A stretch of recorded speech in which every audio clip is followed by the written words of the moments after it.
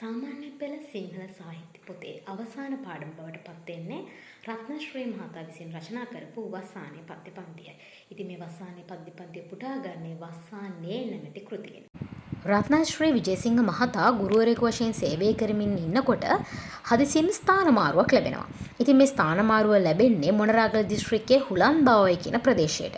ඉතින් ඔහුට තමන්ගේ බිරිඳ සහ තමන්ගේ දියණියව තමන්ගේ ගෙදර දාලා තමයි මේ ගමන යන්න සිද්ධ වෙන්නේ. දැන් මේ දුෂ්කර පළාතකට යවන්නේ. දැන් මේ දුෂ්කර පළාතේ ජලයවත් නැහැ හරියට. මේ මොණරාගල හුලන්බාවය කියන ග්‍රාමයට තමයි යවන්නේ. ඒ පැත්ත හරියට වතුරක් නැහැ. ඉතින් මෙයාට උදේ පාන්දර මුණකට හොදගන්න කොහෙද යන්නේ එන්නේ? ඇලකට තමයි යන්නේ. යා යන්නේ හුලන්බාවය කියන ඇලට. මේ ඇලට ගියාට පස්සේ මේ ඇලේ වතුර නැහැ. මේ ඇල හාරලා උදේට ඇලට ගිහිල්ලා ඇල හාරලා තමයි වතුර අරගෙන වතුරෙන් තමයි මේ මුණ සෝදගෙන යන්නේ ඕන වැඩට යනකොට. ඉතින් හරිය දුෂ්කරයි නේද? ඉතින් මේ විදිහට මෙයා කාලය ගත කර ඉද්දී දැන් මේ කියන්නේ මේ ජිම්හාන කාලය අවසන් වෙනවා. මේ පෑවිල්ල අවසන් වෙලා එකපාරට මොකද උදා වෙන්නේ කම්මානේ? වස්සාන කාලේ උදා වෙනවා. මේ වස්සාන කාලේ උදා වුණාට පස්සේ ඔන්න මේ හුලන්දාවේ වෙන සිව් කොහොමද සිද්ධ වුනේ? මේ ඔන්න මේ ඉකි දෙසි ඇදි ගිය මේ යන හුලන්දාවයි කියන වතුර නැතුව වේලිලා තිබු හුලන්දාවේ මොකද වෙන්නේ කොහොමද? වැස්සත් එක්ක වතුර වැදිලා තිරි යන පටන් ගන්නවා. ඒත් එක්ක මේ හුලන්දාවේ ළඟ තියෙන කෙකටියා මල් පඳුරක් තියෙනවා. මේ කෙකටියා මල් පඳුරේ ලස්සන සුදු පාට කෙකටියා මල් පොකුරක් පිපිලා තියෙනවා. එතකොට මෙයාට මේ කෙකටියා මල් පඳුර පේන්නේ මෙයාගේ බිරිඳ වගේ. අර සුදු පාට මල් පොකුර පේන්නේ කවුද නේද? එයාගේ පුංචි දියණිය වගේ තමයි පේන්නේ. හරි? අපේ නම් යම් බලන්න පද්‍ය පන්තිය කොච්චර ලස්සනද කියලා බලන්න. හරි. ඔන්න පළවෙනි කවිය. ඔය දැල් දොඩමලුය සුවඳ බැරුවානින්ට නිල් වතුර තුරුළු කර කෙසේ අතහැර යමුද? කෙකටියා පඳුර සුදු මල් පොකුර වඩාගෙන සොඳුර නුඹ වාගේම හිනහේය මා එක්ක. ඒක කියන්නේ ඔන්න දැන් මේ ගංගාවේ වතුර වැඩි වෙලා මේ හුලන්දාවේ වතුර වැඩි වෙලා මේක දකිද්දි එයාට මතක් වෙනවා තමන්ගේ බිරිඳ තමන් එක කතා කරනවා වගේ හැඟීමක් තමයි දැනෙන්නේ. ගොඩමළුවේ මේ දැල්. ඒකේ වතුර හරීම මෙයාට මේ වතුර පුතේ මේ දැන් මේ හුලන්දාවේ වතුර වැඩි වෙලා වැස්සත් එක්ක වැඩි වෙද්දි මෙයාට මේ හුලන්දාවේ බහැලා නාද්දි මේ වතුර දාලා යන්න ලෝභ හිතනවා කියලා එයා කියනවා. ඉතින් ඔන්න ඊට පස්සේ කෙකටියා පඳුර සුදු මල් පොකුර වඩාගෙන සංකේතයක් තියෙනවා. මෙයා සංකේතවත් කරන්නේ කවුද මේ කෙකටියා මල් පඳුරනුයි මල් පොකුරෙනුයි? තමන්ගේ බිරිඳව සහ දියණියව එකම ලියා ගන්න ළමයි එතන. සුදු මල් පොකුර කියලා කියන්නේ පිවිතුරු බව තමයි සංකේතවත් කරන්නේ. දරුවාගේ පිවිතුරු බව මේ ළමයි හරි පිවිතුරුයි නේද? මේ දියණියගේ තියෙන පිවිතුරු බව ඔන්න මේ ළමයින්ගේ තියෙන ආදරය හරි පිවිතුරුයි කියන එක මෙතන සංකේතවත් කරනවා.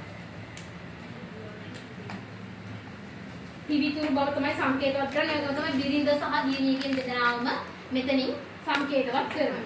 ඒ වගේම තමයි දැන් මේ කෙකටියා මල් පඳුරට පුළුවන් ද විලුඹි ඇත්තටම ළමයික වඩා ගන්න? බෑ. එතන මොකද පුතේ තියෙන මේ භාෂාත්මක කාව්‍යෝපක්‍රමය? අජීවී වස්තුන්ට සජීවී බවක් එක් කරලා තියෙනවා. අපි ඒක වචනයක් කියනවා. මොකක්ද ළමයි කියන්නේ? උත්ප්‍රේක්ෂාලංකාරය කියලා කියනවා. ලියාගෙන බලන්න ඒක. අජීවී වස්තුන්ට සජීවී බවක් එක් කිරීමට අපි කියනවා උත්ප්‍රේක්ෂාලංකාරය.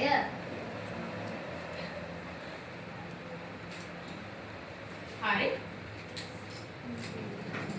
අපි ඊළඟ කවියට යන්න බලන්න එහෙනම්.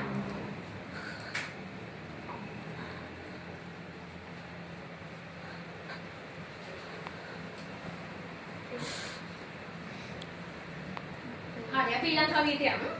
කුඹුක් අතු වතුර අත ගගා මෙමිලා දියට දිය කෙලින හැටි පුංචි මාළුවෝ දුටුවාද පුරකසේ සඳ එක්ක තරගයට මෝරන්න හුලම්දා ඔය කිඳ මල් වරද ඉල් මහට.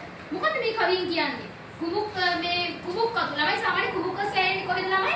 ජලය ආශ්‍රිත වෙන ශාකයක් තමයි කුඹුක් කියලා කියන්නේ. මේ කුඹුක් කරේ අතු ටික පුතේ නැමිලා මේ දැන් හුලම්දාවේ වතුර පිරීලානේ තියෙන්නේ. පිරීලා ඉඳ කුඹුක් කරේ යන නැමිච්ච අතු ටික මොකද වෙන්නේ හුලම්දාවේ වතුරේ?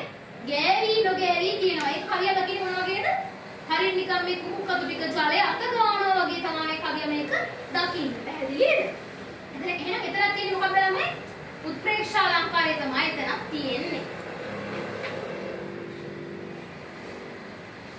ඊළඟට දැන් මේ හුලන්දාවේ වතුර වැඩි වෙලා මේ වැඩි වෙච්ච වතුරේ චූටි මාළුවෝ ඔන්න මේ පිලුම් ගහන උඩට එනවා.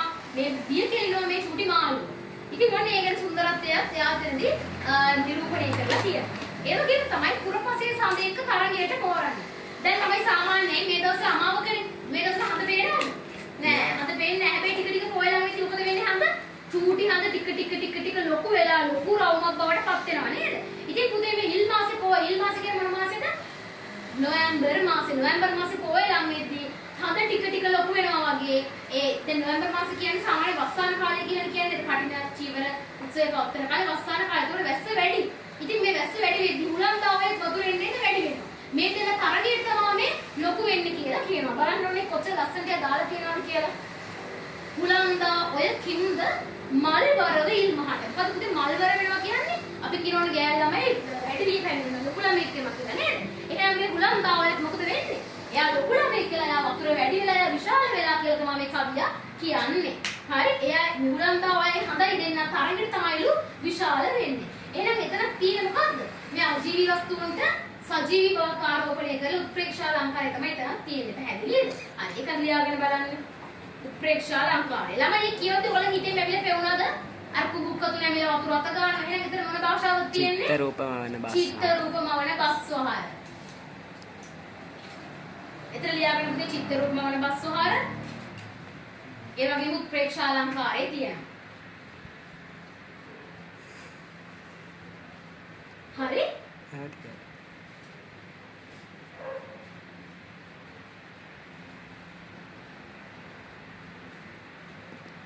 ඊළඟට අපි එනවා තුන්වෙනි කවියට. සෙනෙහය පිරී ගිය ඔබේ නයන නිල් පොකුණ දිය නිලන වැසි සමේ රැලි නගා උතුරාය. තමර පෙති අතර හෙල් මැලි රේණු වැසි වසින ඔබේ සිනාවෙන් නිවේ කුණුව ගිය ලේනහර. දැන් මෙයාට මේ කවද මතක් වෙන්නේ? සෙනෙහය පිරී ගිය ඔබේ නයන නිල් පොකුණ. මෙයාට මේ පොකුණේ වතුර වැඩි වෙලා තියෙනවා දකි බිරිඳගේ දැස් බිරිඳව මතක් වෙනවා. බිරිඳගේ දැස් දෙක තමයි යාට මතක් වෙන්නේ. පුතේ මෙතන රූපකයක් තියෙනවා. මොකක්ද ඒ රූපකය? නයන නිල් පොකුණ. මාක් කරගන්න ඔබේ නයන නිල් පොකුණ. ඒක තමයි මෙතන තියෙන රූපකය.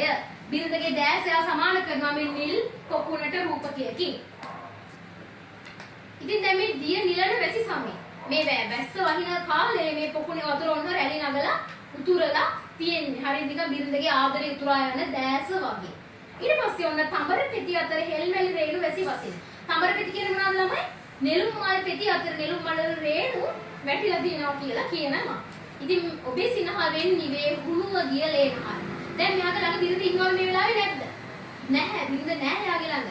හැබැයි යාගේ බිරිඳව මතක් වෙනවා. යාගේ හිනාව මතක් ඉතින් යාගේ ඇඟේ තියෙන මේ හුණුව ගිය ලේනහර කියන්නේ යාගේ මහන්සිය, යාගේ මේ දුක හැමදේම නිවිලා යනවා කියලා කියනවා බිරිඳගේ සිනහව මතක් වෙන්නේ. පුතේ කවියෙන් ඔන්න ඒක මාක් කරගන්න හුණුව ගිය ලේනහර. හුණුව ගිය ලේනහර කියන එකෙන් එයා අදහස් කරන්නේ සැනසීම කියන එක. එයාට සැනසීමක් ලැබෙනවා කියලා කියනවා මේ බිරිඳගේ ආදරය මතක් වෙනකොට. එතකොට එතන මේ කවිය කියන්නේ අපිට ආදරය ගැන ලියාගන්න වෙන ආදරය ගැන පසක් කරන කවියක් තමයි මේ තුන්වෙනි කවිය. ළමයි කවි ටිකට අංක ටිකක් දාගෙන යන්න පල්ලෙහාට. කවි වලට අංක ටික දාලා නැති ළමයි අංක ටික දාගන්න කවි කීයක් තියෙනවද සෙනුල්? හතක් තියෙනවා. හරි. අපි නෑ යන්න බලන්න පස්වෙනි කවියට. සෝරි හතරවෙනි කවියනේ. හතරවෙනි කවියට යම් හතක් තියෙනවා කවි. දැන් අපි හතරවෙනි කවියේ තමයි ඉන්නේ. හරි? දෙවන දිග කරදවැල් ආරුක්කු යට සැඟව නිල් කුරුළු බිරිඳුනිදි ඇහැරවන්නේ කුමට? රැගෙන දෝතට පෙරා උණු කුමට හිරු එළිය මිහිරි මව් කිරි වගේ පොම් නිවි නුඹලාට. පුතේ මෙතන කුරුල්ලන්ට මව් කිරි පොවනවා කියලා කියනවා. කුරුල්ල කිරි පොවනවද? නෑ. එහෙනම් ඒක තවද තින්නේ. මේ ලෝකේ පැවැත්මට ඕන කරන සාධක දෙකක් තියෙනවා. එකක් හිරු එළිය අනිත් එක මව් කිරි. මේ දෙක නැතිවෙත් මේ ලෝකේ පැවැත්මක් නැහැ. යා ඒක තමයි මෙතනින් අදහස් කරලා තියෙන්නේ. ඉතින් බලන්න දැන් මේ හුලංදා ඔය කියන ප්‍රදේශයේ තියෙන මේ දුෂ්කර පාසලට තමයි මේ රත්නශ්‍රී මහතාව ඔන්න මේ එවන්නේ. ඒකට මේ දුෂ්කර පාසලට යන පාර පුතේ ඊටාම කටු සුන්දර මාර්ගයක්. මේක දෙපැත්තේ තියෙන මොනවද? ලස්සන ගස් තියෙනවා. මේ ගස් ඔක්කොම එකතු වෙලා මොනවද හැදලා තියෙන්නේ? අර ආච්ච් එකක් වගේ ලස්සනට ඔන්න හැදලා තියෙනවා මාර්ගය වහගෙන. ඉතින් මේ ආරුක්කෝ කියලා කියන්නේ ආරුක්කෝ හැදලා තියෙනවා මේ ගස් ඔක්කොම යා වෙලා එකට එකතු වෙලා. මේ ආරුක්කෝ ASCII කවුද ඉන්නේ? චූටි කුරුළු පැටවෝ ඉන්නවා. ඒගොල්ලෝ තාම ඇස්සරලවත් නෑ. එච්චරට චූටි. ඉතින් මේ චූටි කුරුළු පැටවුන්ගේ කවුද සංකේතවත් කරලා තියෙන්නේ? එයා ඉස්කෝලේ යාගේ ඉගෙන ගන්න පොඩි ළමයින්ම තමයි මේ කුරුළු පැටවුන්ට සංකේතවත් කරලා තියෙන එක ලියා ගන්න ළමයි උතන. මෙතන ලියා ගන්න කුරුළු පැටවුන්ට තම පාසලේ සිසුන් සංකේතවත් කර ඇත.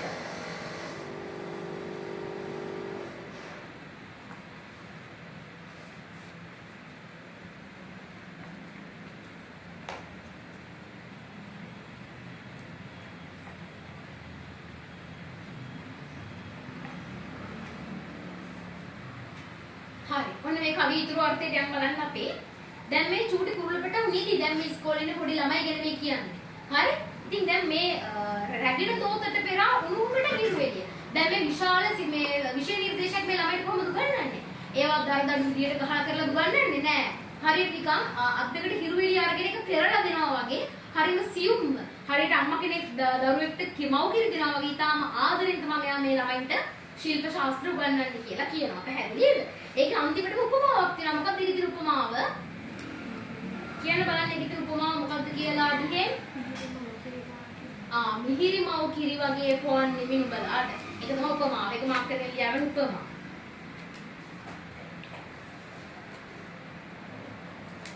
හරි. ඒ කවිය අර්ථය ලියා ගන්න පුතේ. ගුරුවරයෙකු ලෙස සිසුන් කෙරෙහි ඇති අසීමිත ආදරය. ගුරුවරයෙකු ලෙස සිසුන් කෙරෙහි ඇති අසීමිත ආදරය.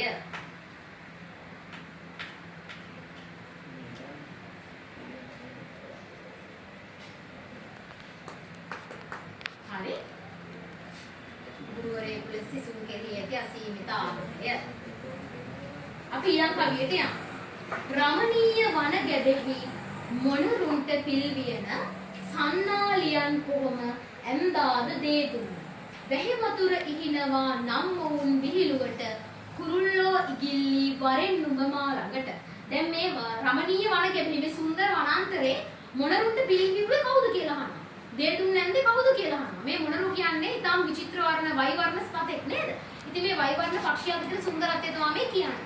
ඒ වගේම තමයි පුතේ මේ දේදුන්නේ තියෙන්නේ පාට හතක් නේද? මේ දේදුන්නේ පාට හත සන්නාලිය කොහමද ඇන්දේ කියලා අහනවා. සන්නාලිය කියන්නේ කවුද ළමයි? ඇඳුම් මහන කෙනා රෙදි වියන රෙදි මහන කෙනා. ඉතින් පුතේ වැහි වතුර හිනවා නම් මොවුන් විහිළුවට ඒක හරියම මේ ප්‍රබල වාක්‍ය දෙකක් ඔය තියෙන්නේ. වැහි වතුර හිනවා නම් මොවුන් විහිළුවට කුරුල්ලෝ ඉගිල්ලි වරින් නුඹ මාළඟට. මේ කියන්නේ චූටි කුරුල් පැටව කියන්නේ කවුද? එයාගේ ඉස්කෝලේ යකින් ඉගෙන ගන්න සිසුන්. එහෙනම් මේ ළමයිට විහිළුවට හරි. දැන් මේ සතෙක්ට මේ වතුර හිනවා කියන්නේ ඒක යට හිංසාවක්ද නැද්ද? හිංසාවක්. එහෙනම් මේ කියන්නේ තමන්ගේ පාසලේ ඉන්න ළමයින්ට කවුරු හරි විහිළුවට හරි හිංසාවක් කරොත් ඒ ළමයින්ට කියනවා එයාලට දුවගෙන එන්න කියලා. ඇයි දුවගෙන එන්න කියන්නේ? ඒ ගුරුවරයා ළඟ ඒ ළමයින්ට ආරක්ෂාව ආදරය තියනවා කියලා තමයි මේ කියන්නේ. එහෙනම් මෙතන ලියා ගන්න ඕන සැබෑ ගුරුවරයෙකු ලෙස සිසුන් කෙරෙහි ඇති බැඳීම. සැබෑ ගුරුවරයෙකු ලෙස සිසුන් කෙරෙහි ඇති බැඳීම.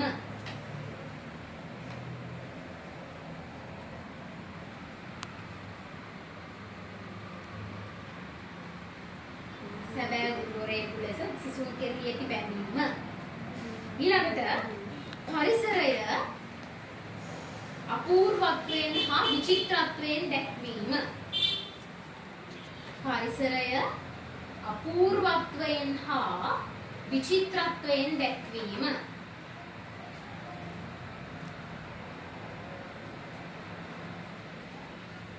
පරිසරය අපූර්වත්වයෙන් හා විචිත්‍රත්වයෙන් දැක්වීම. හරි. අපි ඊළඟ කවියට එනවා. වැහිවලා කුළු රංචු කඳු මුදුන් වල ලගින දැන් නේවි තැනි බිමට සීතලයි මගේ සිතට. වැසි සමේ රෑ ඇඳේ සිහිනයක් වී ඉන්න ඔබ එන්න ඉතින් මගේ හෙට දවස මට දෙන්න. දැන් මෙයාට සාමාන්‍යයෙන් අපිටත් එහෙමයි කවුරු කෙනෙක් ළඟ නැති වුණාම නේද යාගේ අගේ වැඩිපුර දැනෙන්නේ ළමයි. ඉතින් මෙයාට මේ වැසි දවසේ කවද මතක් වෙන්නේ? බිරිඳලයාගේ මතක් වෙනවා. පුතේ මේ වැහිවලා කුළු රංචු කඳු මුදුන් වල ලගිනවා කියන්නේ ඇයි? වැහිවලා කුළු කඳු මුදුන් වලට ලඟ වෙන්නේ මොන වගේ අවස්ථාවලදීද ළමයි? වහින්න ලං වෙද්දි නේද? එහෙනම් මෙතන පුතේ මේ පණ නැති වැහිවලා කුළු වලට යා මොකක්ද ආරෝපණය කරලා තින්නේ? පණ ආරෝපණය කරලා තියෙනවා. එහෙනම් මෙතන තියෙන උත්ප්‍රේක්ෂාලංකාරය. වැහිවලා කුළු රංචු කඳු මුදුන් වල ලගින කියන්නේ උත්ප්‍රේක්ෂාලංකාරයේ තියෙන්නේ. හරි ලියාගෙන බලන්න ඒක. පළවෙනි පේළිය. හයවෙනි කවි. ඊළඟට දැන් මේවි තැනිබීමට සීතලයි මගේ සිතට. ළමයි දැන් මැස්ස ලං වෙද්දි නිකන් පරිසරයේ අඳුරු වෙලා සීතල හුලං හමන්න පටන් ගන්න. ඒක ඔයගලගේ හිතට සීතලයිද නැද්ද? ඔයගලගේ හිතටත් සීතලයි. එහෙනම් අන්න ඒක තමයි ආයේ කියන්නේ. ඒ හැඟීම මේ වැස්ස ලං වෙද්දි දැනෙන හැඟීම ඔන්නේ අපිට ඒ හැඟීම දැනගන්න මෙතනදී භාෂාව යොදාගෙන තියෙනවා. ඊළඟට වැසි සමයේ රෑ ඇඳේ සිහිනයක් වී ඉන්න. දැන් මේ වැස්ස දවසට රෑ ඇඳේ හීනයක් වෙලා හරි එන්න කියලා මෙයා තමන්ගේ බිරිඳට කතා කරනවා. එතකොට එතන තියෙන්නේ මොකද්ද මේ? ඔන්න බිරිඳ කෙරෙහි ඇති ආදරය. ඔන්න අපිට මෙතන නිරූපණය වෙනවා. හරි මේ කවිය නම් ලියා ගන්න ළමයි. එකක් මෙතන චිත්‍ර රූපමන බස් වහර තියෙන අපේ හිතේ මෙවිලා පේනවා වැහි වෙලා අකුණු කඳු කුදුන් වල ලඟ වෙනවා වහින්ද ලඟ වෙනවා කියන හැඟීම අපේ හිතේ දැනෙනවා. ලියා ගන්න චිත්‍ර රූපමන බස් වහර. අනිත් එක තමයි ආදරය පිළිබඳ හැඟීම් ඉස්මතු කරයි. ආදරය පිළිබඳ හැඟීම් ඉස්මතු කරයි.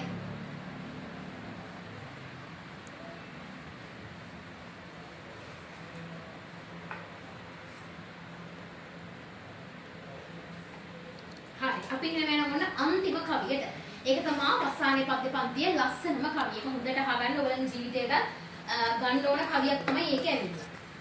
ගිම්හානේ ගිලන්ද කුෂව සුදු මැණිව ඇබි ඇදී ඉකි ගැසූ ගඟ නැවත පිරිපුන්ය. දුෂ්කරය කියා හැරයා යුතුද ජීවිතය කටු පොකුර සිප ගනිමි හෙට මලක් බනු පිණිස.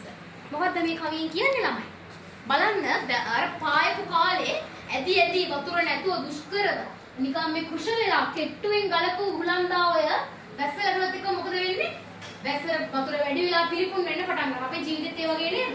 බාධක තියෙන කාල තියෙන විශේෂයෙන් විභාග කාලවලදී මාර ගොඩක් බාධක කියනවා නේද ඔයගොල්ලෝ? ඉගෙන ගන්න එක එක ප්‍රශ්න එනවා, බාධක එනවා, මොන හරි මොකක් හරි හිතට වද දෙන දෙයක් තියෙනවා නේද? ඉතින් ඒ ඔක්කොම හැබැයි తాවකාලිකයි කියලා තමයි කියන්නේ. මේ කවියෙන් කියන්නේ මේ බාධක අපේ ජීවිතේට බාධක කම්කටොළු ඔක්කොම මොනවාද?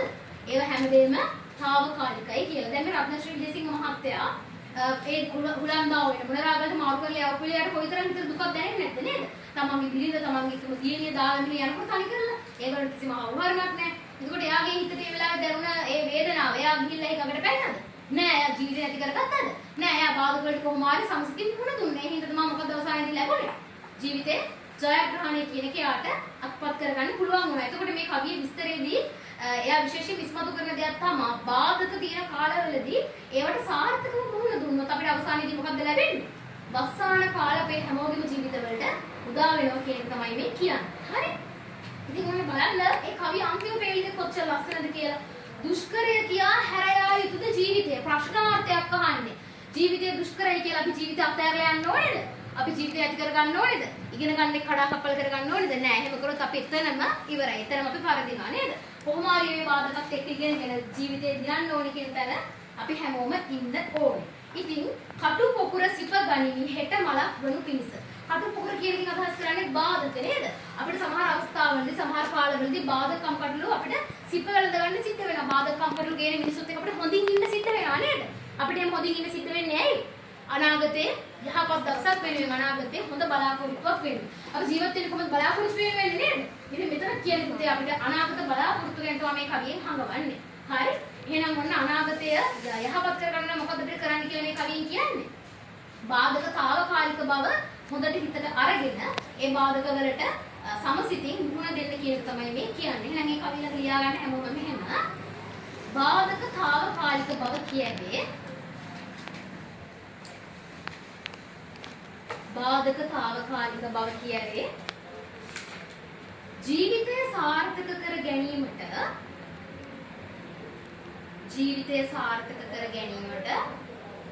උපදෙස් සපයයි.